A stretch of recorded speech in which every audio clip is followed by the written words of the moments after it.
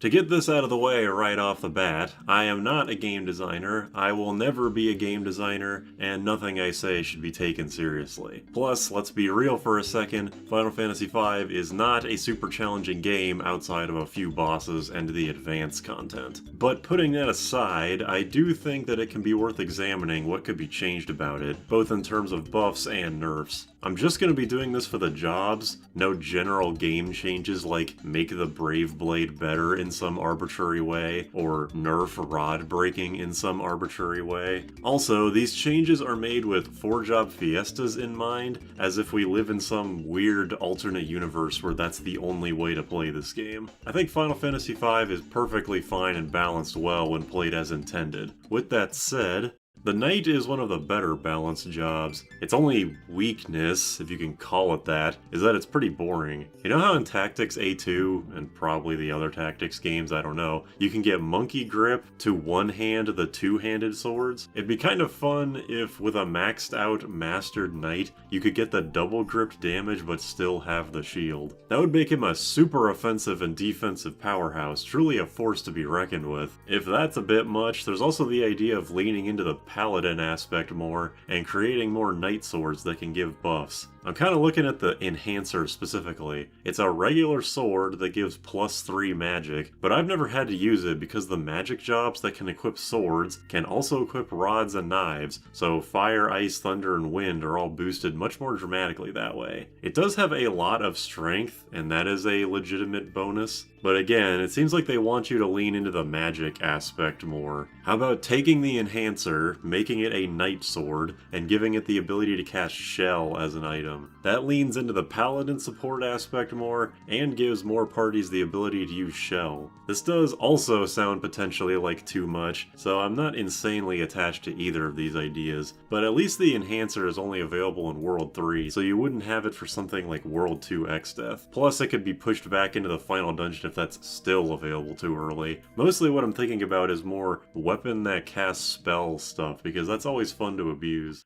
I talked about this a lot in the Mediocre Jobs run, but I definitely give Monk Claw weapons from Final Fantasy IV and VI. They wouldn't give any stats, just elemental properties, so they don't fall off super hard early game like the elemental bows do. I saw a comment suggesting that Chakra give the monk haste, which I do think would be cool because it would free up the accessory slot for the Kaiser Knuckles, but I also think that giving time magic to non-time mage jobs is pretty dangerous for the already thin tightrope this game's balance hangs on. Still a cool idea though. Also, either build up or chakra should be the innate skill, I think. Kick does have a niche with equip weapon skills, but most of the time I think I'd rather have literally anything else. Even though I don't think much of the Thief, I do think that it's a pretty interestingly designed job. It does more or less exactly what it's supposed to do. My best idea is to give the option of replacing the innate steel with Mug, which would make the Thief a much better chicken knife user. Someone suggested the idea of letting all jobs be able to replace their innate active with any other active the job learns, and that would be cool, but right now I'm doing this on a job-by-job basis. I say option because there will definitely still be times where you'll want to steal without the risk of killing whatever you're trying to steal from, and it's nice to have that available. I think the biggest sticking point for Black Mage to me is that Flare kinda sucks. It's supposed to be the ultimate black magic, but the Mystic Knight uses it to much greater effect. Since the job is very straightforward and really fun to use, the only thing I came up with is either give Flare the ability to be multi-targeted, or just lower the MP cost by some amount. The fact that Blue Mage can multi-target it and the Black Mage can't is pretty silly. The fact that it's significantly more expensive than an Aga spell is way worse than the fact that it can't be rod boosted, so either of those would be fine, I think.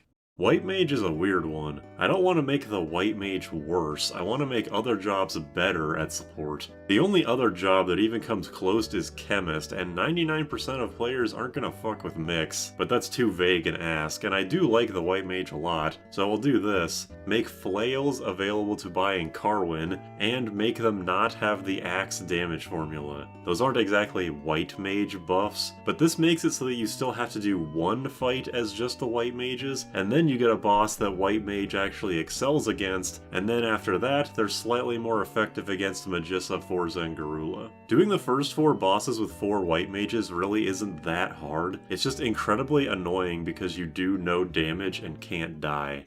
Blue Mage I have a lot of ideas for, but if I had to choose just one, I'd change the spell acquisition method to the Necromancers, i.e. kill the target with the Blue Mage to get the spell. Going spell by spell, some random ideas are either have Aqua Breath's MP cost, or make it twice as strong and also make it water elemental, make self-destruct a super strong non-elemental attack instead of being based on your HP, or replace missile with rocket punch. The first thing is definitely preferable though.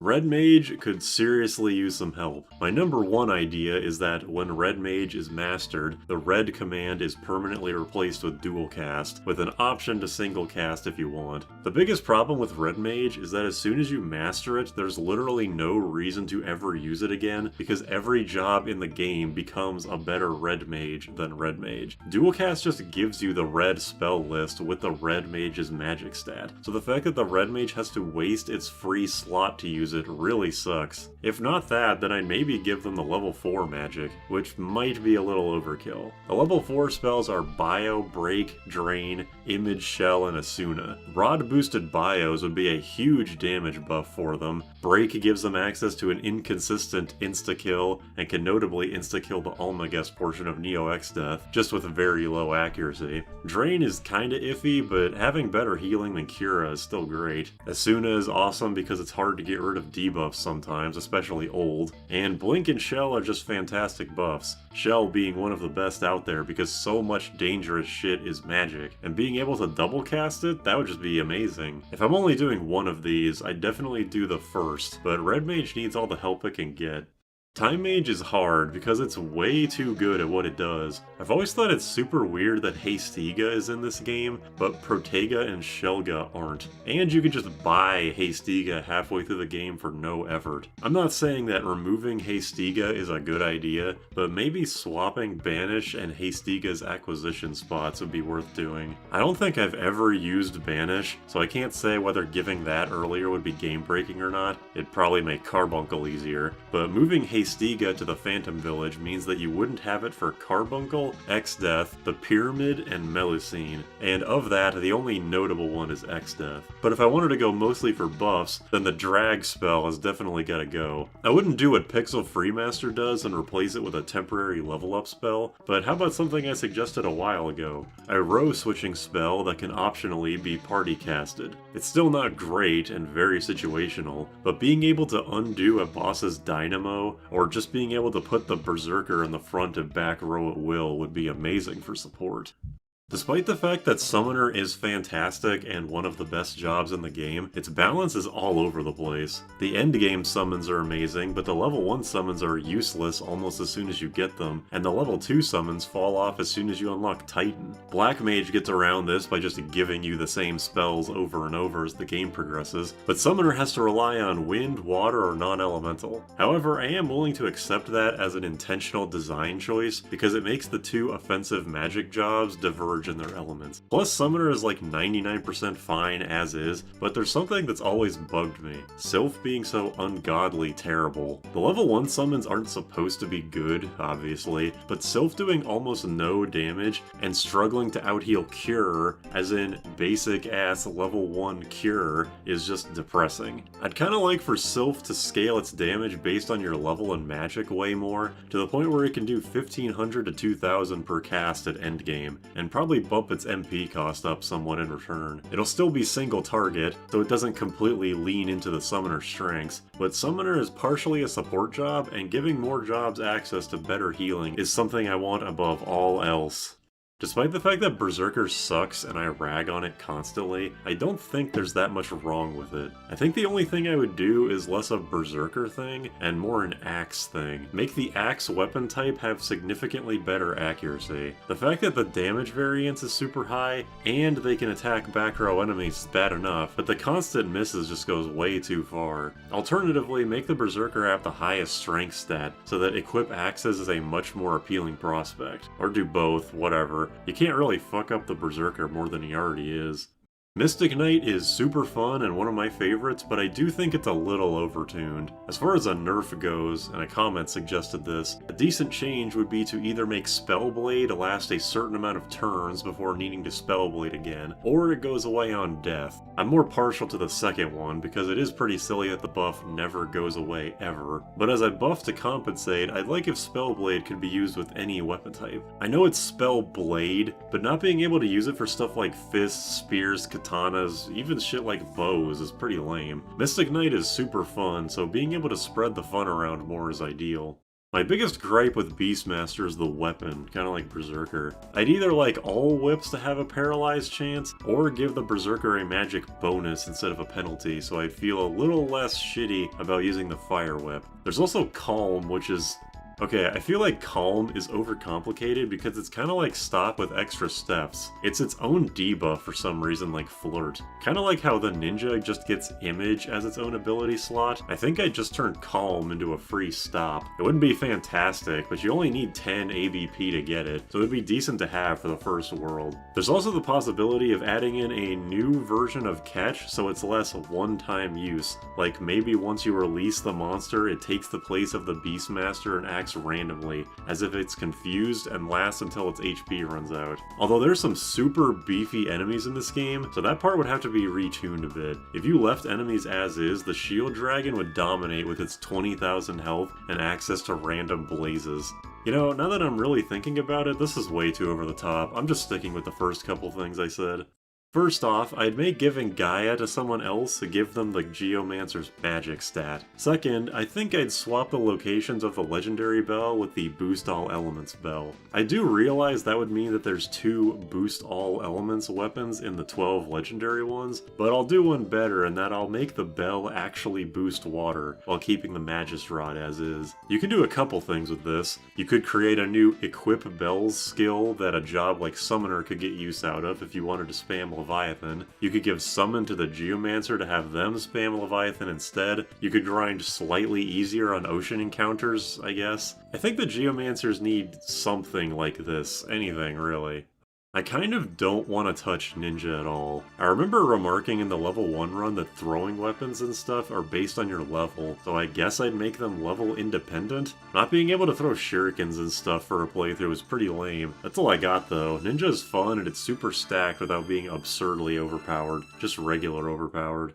I hate animals so much. This is a really specific idea I've had in my head ever since the Mediocre Jobs run. So, when you set animals, you choose 3, or more if you want, of your current available animals, and then when you use the command in battle, it does one of the 3 or more randomly. This simultaneously preserves the randomness of the command, while also getting rid of the potential of the command doing absolutely nothing past level 20 or so. The fact that there's ever a chance for it to do a joke nothing happened effect bugs the hell out of me. With this idea, I think I wouldn't mess with the levels of the animal acquisitions, because if I made Unicorn like level 45 or something, having a 1/3 chance of getting a full party heal for free during Neo X-Death at regular endgame levels sounds like a bit too much even for this game.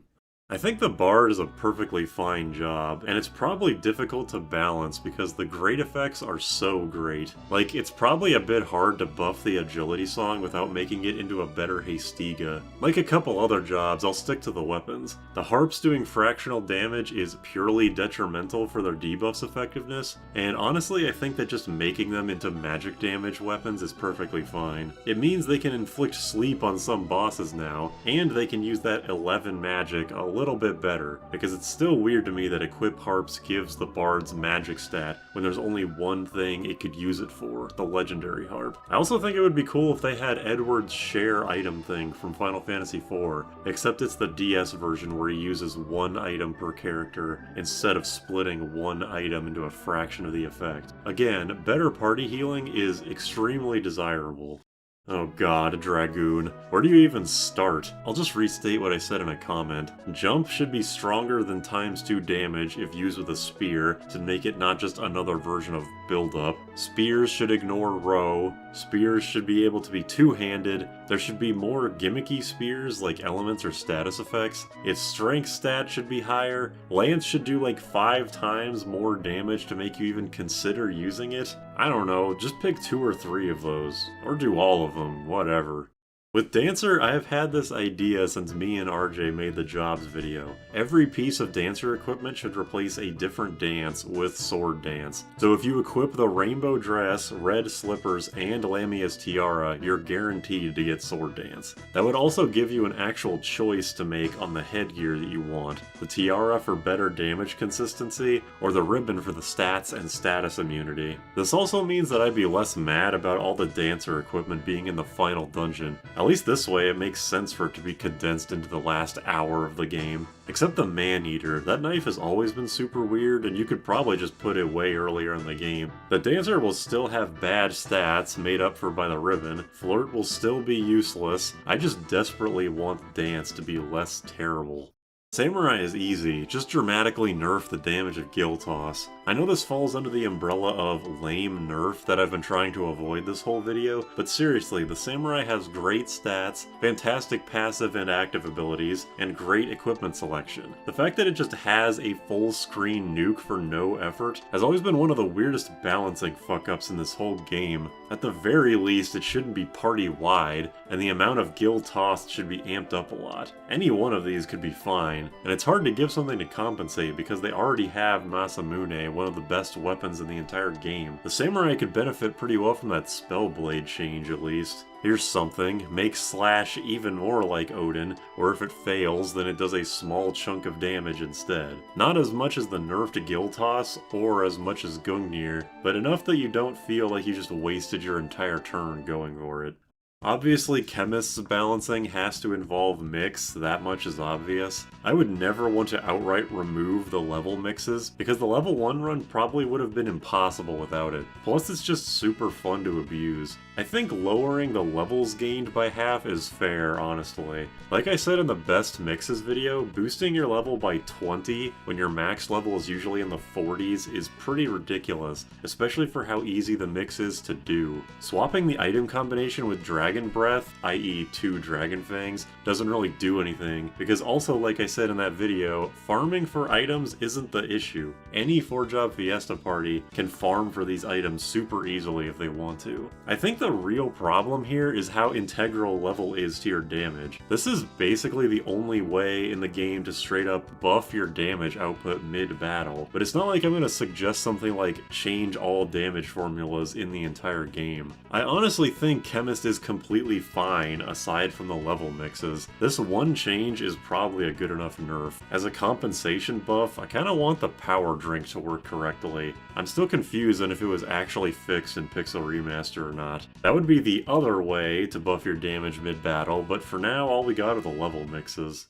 For the hell of it, let's go with the advanced jobs too, why not? And I'm not counting make them available earlier as a buff. That's a whole other thing that I'm not going to deal with. So first off, them being able to equip katanas would be very nice. They can equip knight swords, so them having a combination of the Defender and Masamune would make them an amazing support melee job. I also kind of have an issue with how Finisher is designed. There was a comment that said something about redesigning it so that Finisher's elemental damage is based on your character's level, and I think I'm a fan of that. It being the fish for max damage attack move makes the job super linear and frustratingly luck-oriented. I'm gonna go full absurdity for a second and suggest this. Not that I think it would be a good idea. Gladiator gets Blade Blitz as the innate skill, Finisher replaces the attack command, and Finisher's do nothing aspect is replaced by regular attack damage. I'll also keep the element attack is based on your level thing for the hell of it. Honestly, Gladiator isn't too egregious. I'd be happy with just the katana thing.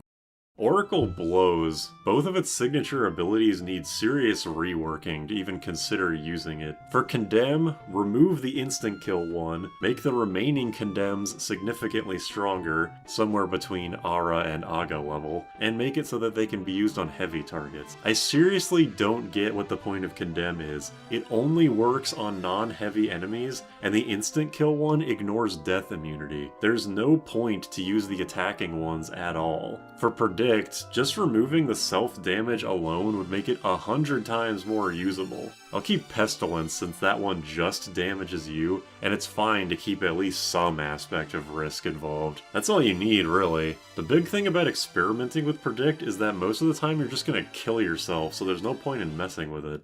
Combine is a really cool ability, and if anything I'd like it to be expanded. Not to the point of being able to inflict all debuffs or hit all elements, but at least something like being able to hit more enemy types for double damage, like an Aqua Breath one for desert enemies for example. There's part of me that wants Open Fire to not be the innate ability because it falls off pretty harshly once you unlock Combine, but having Combine as the innate skill would be as imbalanced as having Mix as the innate skill on Chemist. I'll put it up there, but with a question mark. A big question mark. Again, since I'm not doing make them available earlier as a buff, I gotta be more creative here. Although really, that would be the most apt buff since the Necromancer is very capable as is. I think I'd want to change Oath. Weird as it sounds, I kinda wish they leaned more into the randomness factor here. They could have easily done a Gaia's or Animals thing of having a ton of effects that unlock the further into the game you get. So I think that's what I'd do. Just make it another one of those. On top of what you can get already, you could get some debuff ones, like a full party Confusion or Paralyze. You could get the Shield Dragon for Almagest because that'd be cool. Get a Mind Flayer for Mind Blast. The possibilities are limitless. Or at least as long as the catch list on the Final Fantasy wiki. For Freelancer, I would actually change it so that they can't equip everything by default. You have to master the corresponding jobs to be able to equip more stuff. By default, you can only equip basic swords, knives, and light armor. If you want that ribbon, you better put some work into Dancer. For Mime, or Mimic specifically, I'm kinda conflicted on not letting Counter from Mastering Monk mess with Mimic strategies. That is a legitimate risk of mastering Monk with everyone, where you might have the highest stats, but you have to run the risk of a physical attack on your party messing up your chain. I think I'd keep it as is because there's a risk-reward aspect there, but I could see people's arguments going either way. Well, that's all. So to reiterate, I'm intending these changes for a 4-Drop Fiesta playthrough, not for a regular game playthrough. I am also not a game designer, so I both don't expect anyone to take me seriously, and don't expect my changes to actually be objective improvements to the game. Except the Guild Toss and Berserker thing, those I think a lot of people might agree with. Since just straight numbers changes are super boring, I'd like to know what other people have in mind for job changes. But until next time, see ya.